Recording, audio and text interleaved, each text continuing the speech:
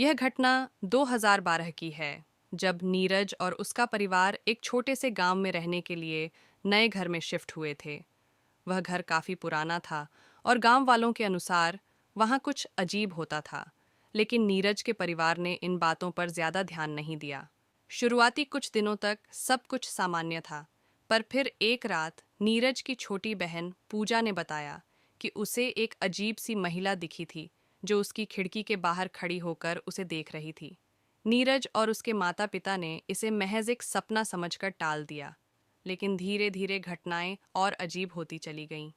रात में घर के अंदर अचानक ठंडी हवा चलने लगती, जबकि बाहर मौसम पूरी तरह से सामान्य होता। पूजा को बार बार वो अजीब महिला दिखती और वह उसे देख डर के मारे कांपने लगती। कभी कभी उसे महिला के पास होने का एहसास होता, जैसे वह उसकी सांसों को महसूस कर सकती हो। एक रात पूजा अपने कमरे में सो रही थी, जब अचानक उसके बिस्तर के पास से सरसराहट की आवाज़ आई। उसने आंखें खोलीं और देखा कि वही महिला उसके बिस्तर के पास खड़ी थी। उसकी आंखें पूरी तरह से सफ़ेद थीं और उसके चेहरे पर एक डरावनी मुस्कान थी। पूजा जोर से चिल्लाई और उसके माता पिता दौड़कर कमरे में आए, लेकिन जब तक वे कमरे में पहुंचे वहां कोई नहीं था। अगले कुछ दिनों तक पूजा बीमार रहने लगी। वह कुछ अजीब बातें बड़बड़ाती और कई बार उसकी आंखें उसी महिला की तरह सफ़ेद हो जातीं। एक बार नीरज ने पूजा को आईने के सामने खड़े देखा, जहां वह अपने आप से बात कर रही थी। जब उसने नज़दीक जाकर देखा तो पाया कि आईने में पूजा के साथ एक और परछाई थी, वही डरावनी महिला। नीरज के माता पिता ने गांव के बुजुर्गों से सलाह ली।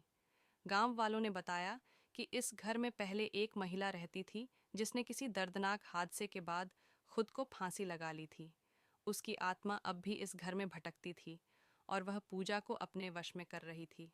आखिरकार एक पंडित को बुलाया गया, जिसने घर की शुद्धि की प्रक्रिया शुरू की। कई घंटों तक मंत्रोच्चारण और हवन के बाद पंडित ने बताया कि महिला की आत्मा को मुक्त कर दिया गया है, लेकिन फिर भी उन्होंने चेतावनी दी कि पूजा को अभी कुछ समय के लिए संभाल कर रखना होगा, क्योंकि आत्मा पूरी तरह से शांत नहीं हुई थी। उसके बाद नीरज का परिवार जल्द ही उस घर से निकल गया, लेकिन आज भी जब नीरज उस घटना को याद करता है तो उसे ठंडक सी महसूस होती है, जैसे कोई अदृश्य ताकत अब भी उसे देख रही हो।